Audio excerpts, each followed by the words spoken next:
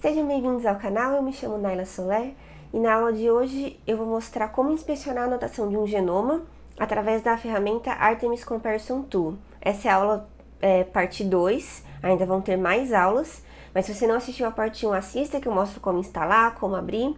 A aula passada sobre anotação, se você não sabe o que é anotação de genoma, e hoje a gente vai um pouquinho mais a fundo com relação à anotação, visualização e o que a ferramenta está mostrando pra gente. E o que a gente pode obter de informação bacana com esse tipo de visualização. Então, primeiro aqui já está instalado, eu vou abrir aqui a minha ferramenta.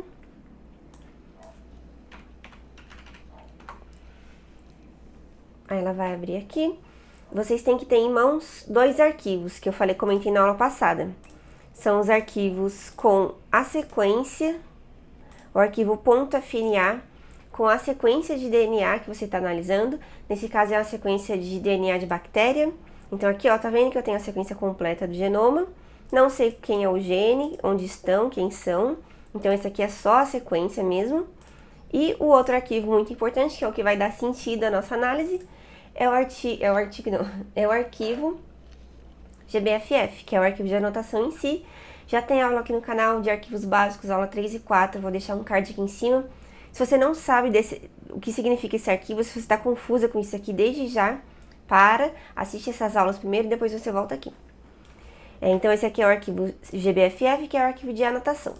Então, estando com esses dois arquivos em mãos, nós vamos abrir a ferramenta, vir aqui em File, Open. Vou aqui na pasta onde está o arquivo. Aqui o arquivo FNA, que é a sequência de DNA. Então, aqui a ferramenta abre, aqui já tem os nucleotídeos, os possíveis aminoácidos, mas aqui eu ainda assim não sei quem são. Então, eu venho aqui, ó, em File, Read an Entry, aí venho aqui ao Files, para ele poder mostrar o GBFF também. Abro o GBFF, ele vai carregar aqui, não quero ver o erro, ele vai carregar. Então, agora, essa minha visualização começa a fazer sentido. De primeira pode parecer um pouco confuso, mas calma que eu já vou explicar. Deixa eu aumentar aqui a ferramenta para ficar melhor. Então aqui, de cara, o que a gente vê? A gente consegue separar em duas partes. Essa primeira parte aqui de cima, em três partes na verdade. Essa parte aqui de cima, que é onde eu tenho esses bloquinhos aqui coloridos, 3 para cima, 3 para baixo. Aqui no meio eu tenho a posição, não dá para clicar. Aqui eu tenho a posição, já tenho o nome de alguns genes aqui, que já dá para identificar. Esse é o primeiro bloco. O segundo bloco é a sequência de fato. Aqui eu tenho todos os nucleotídeos que eu carreguei, que o arquivo carregou. Tenho todas os possíveis aminoácidos aqui para cima e aqui para baixo. E aqui o terceiro bloco com algumas features da anotação, que eu vou falar um pouco mais sobre isso depois. Então, o que a gente consegue ver aqui desse primeiro bloco? Todos esses genes que estão aqui em cima, eles são da fita senso.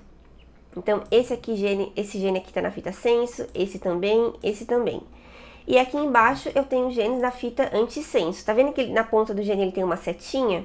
Então, já é um indicativo que essa aqui é a fita senso e a de baixo é a fita antissenso. E eu tenho a informação de qual frame que esse gene está predito. Então, aqui eu consigo saber em qual das trace frames da fita senso ele está predito e aqui também. Então, são 6 possíveis frames. E assim como eu sei em qual ele está predito, se eu clicar 2 vezes no gene, já me mostra aqui os aminoácidos para essa predição, para esse gene. Então, aqui a gente tem várias features, e eu fico falando features, né, mas o que são features? A feature pode ser o nome do gene, o nucleotídeo, uma posição, um aminoácido, o tipo de gene que se é codificante, ou seja, se é um CDS, ou se é um RNA transportador, se é uma região regulatória. Então, quando eu falar features, são opções que eu posso estar investigando. E aqui a gente tem várias, né, e a gente vai navegar um pouquinho em cada uma delas. Então, vamos começar aqui com esse gene aqui, GIRB. Quero encontrar o 10º nucleotídeo desse gene. eu posso vir aqui, se eu clicar 2 vezes, deixa eu ver. Se eu clicar uma vez, ele seleciona. Se eu clicar 2 vezes, ele arrasta e posiciona para mim. Então, aqui, cliquei 2 vezes aqui nesse gene GIR-B e eu quero saber qual é o 10º nucleotídeo dele. Eu poderia olhar aqui embaixo, ó, essa aqui é a sequência de aminoácidos e aqui é a sequência de DNA, onde está em branco e onde está em cinza é o resto do genoma. Eu poderia vir aqui e contar até 10 e achar um nucleotídeo.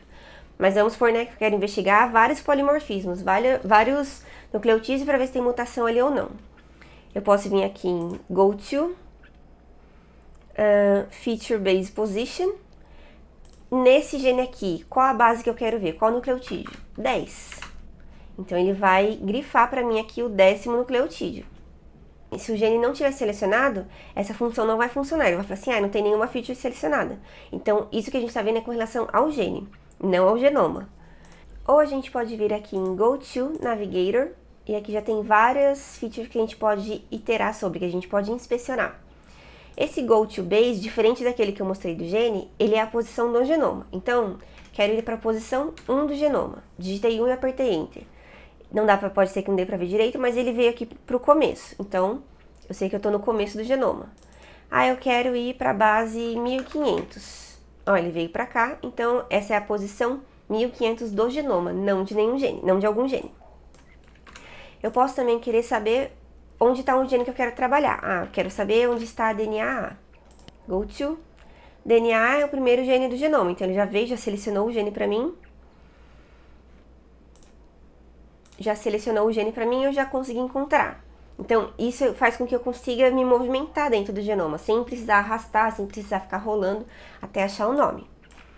Então, vamos saber que eu queira, por exemplo, saber onde estão os RNAs transportadores. Digitar tRNA e vou apertando Enter, ele vai me mostrando. E perceba que conforme eu vou clicando aqui e indo para os RNAs transportadores, ele vai selecionando aqui embaixo também, na anotação, qual o RNA que está sendo selecionado ali na visualização gráfica. E da mesma maneira eu posso vir aqui direto, ó, clicar no tRNA, e que eu tenho que ficar rolando para saber qual que é. Ó, tRNA e assim por diante. Se eu clicar aqui 2 vezes, ele vai me mostrar.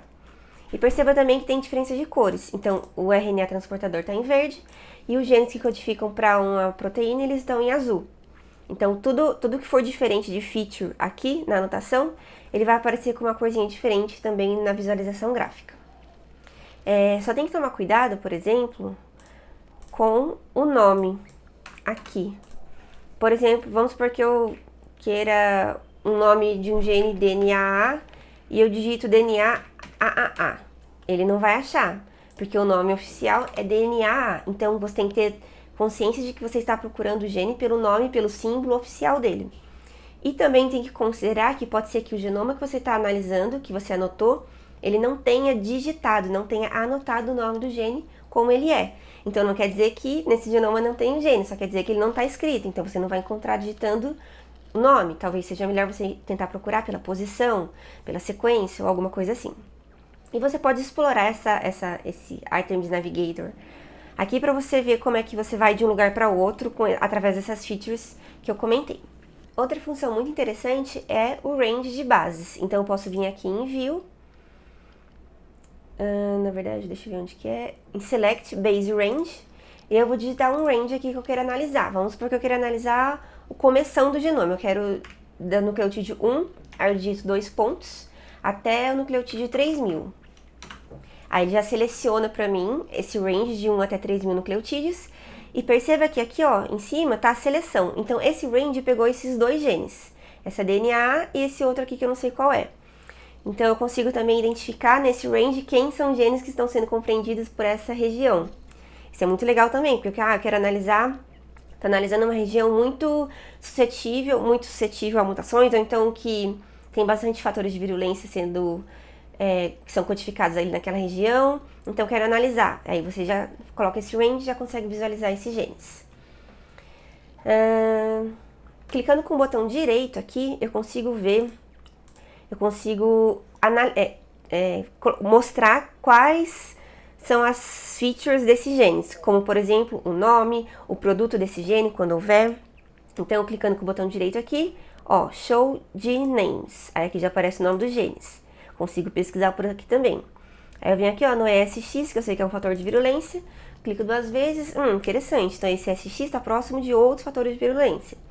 Tá aqui, tá na fita antissenso. Tá nessa frame aqui. E assim por diante. Posso colocar também para mostrar os produtos. O produto do gene.